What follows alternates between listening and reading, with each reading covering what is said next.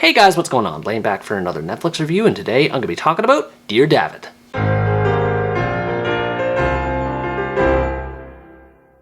Dear David is an Indonesian romantic drama that tells the story of Laras, a high school student who appears to be a model student at her school, but she hides a secret in the form of a secret fantasy blog where she writes sexualized stories centering around another student at her school named David. Laras accidentally forgets to log out of her computer in class one day, resulting in her stories being leaked, but with her identity as the author remaining a mystery. David eventually figures out that Laras is responsible for the blog and asks her to set him up with his crush Dilla, who happens to be a former best friend of Laras, and this sets off a love triangle in motion. I initially thought this was going to be another high school love story, and it does have some tropes in that sense, but I was surprised with how much depth it ended up having. All of the main characters have interesting backstories and relationships which tie in well with its themes, and it promotes acceptance of others' differences, made more poignant when it's considered from an Indonesian perspective. First off, I have to point out that the main character Laras is played excellently by Shanina Cinnamon. I was happy to recognize her from another lead role in last year's Netflix film Photocopier, which was one of my favorite films of 2022, and here she nails it once again. Her character here is actually similar to that of hers in Photocopier 2, as she has to deal with a controversy connected to her while maintaining scholarships for her education.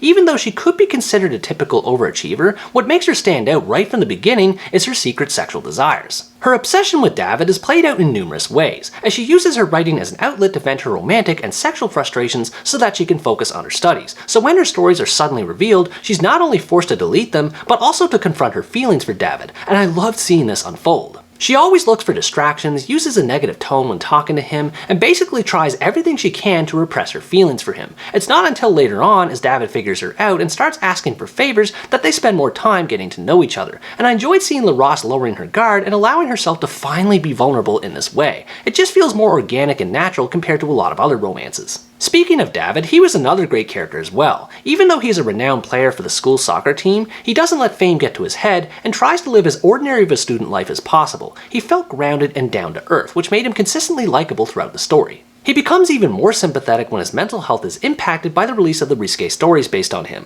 He has trouble balancing the weight of both managing the newfound notoriety that comes with the stories and continuing to fulfill his athletic obligations, and I enjoyed seeing how he dealt with his challenges while still carrying on with a positive attitude. The third main character, Dilla, was probably the weakest of the three, but she's still good. She deals with a lot of pressure and bullying at school owing to a different controversy that happened to her, resulting in her drifting apart from her former best friend Laras. She doesn't have the same level of screen time compared to the other two leads, which hurts a part of her character arc later on, but she still delivers a sympathetic performance. She isn't immediately won over by Laras' attempts to be friends with her again, which gives her an air of confidence that makes it easy to root for her, especially when she experiences bullying at the school. What I love about this movie is how multi-layered the character relationships are in it. Each pairing has different factors at play, with Laras trying to be friends with Dilla again, David romantically pursuing Dilla, and Laras bonding with David despite not being able to follow up on her feelings for him. Some pairings are focused on more than others, but in general the arcs between all of them were great. There was always something interesting happening between the three, and they're all followed up on and developed properly, so it was both entertaining and thought-provoking to see them interact with each other and change over the course of the story.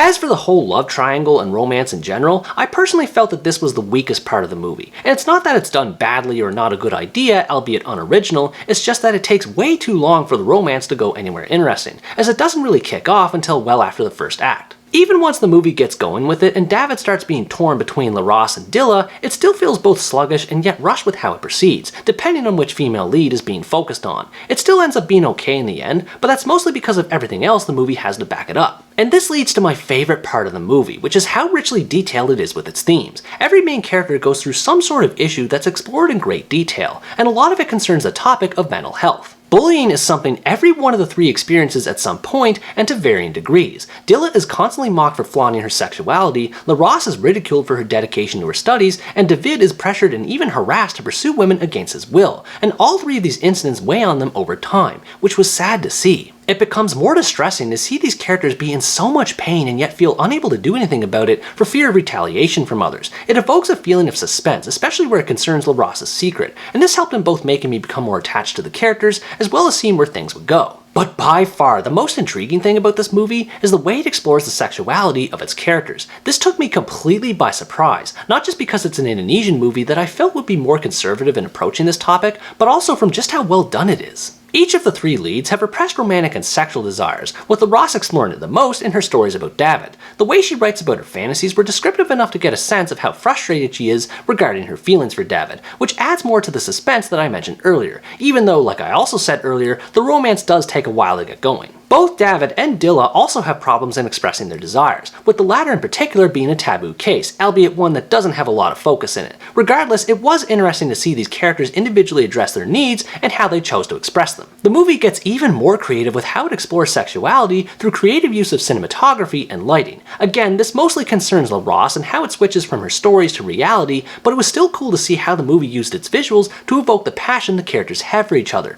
whether as friends or as something more. And to me, there's something fitting about how the movie juxtaposes the conservative family upbringing and Christian faith of the characters to the sexual and taboo desires they have. It all adds to the torment the characters experience, as they feel they can't reveal who they are and what they want without consequences. The movie is definitely not your average high school love story, although it does fall into a few tropes here and there. The bully characters are shallow and exist only to bring up conflict, and the principal of the school is one-dimensional with how much she represents her bottom line in upholding the school's reputation. But even despite these tropes, the movie is still an excellent observation into the mental health and sexualities of high school students who have a hard time having their needs met in these areas. Even just focusing on one character would have been fine, but the fact it does so well with balancing its three leads is a heck of an accomplishment. Overall, Dear David is an enjoyable romantic drama that makes up for its basic romance with amazing exploration of social themes. If you like romances that have more going on in their structure beyond the romance itself, you'd enjoy checking this out. Even though the romance doesn't work as well as it should, the chemistry of the characters, their individual storylines, and its themes more than make up for it. I was surprised to see a movie like this come from a conservative country like Indonesia, and I hope more like it come out to inspire more modern awareness of social topics in the future. What did you think about this movie? Did you like how it observed its themes, or were you also let down by the romance? Let me know in the comments below. Anyways guys, that's going to wrap up my review of Dear David. Thanks for watching this video, I hope you enjoyed it, and as always stay tuned for the next part, where next time I review the American romantic comedy, Your Place or Mine. Bye bye!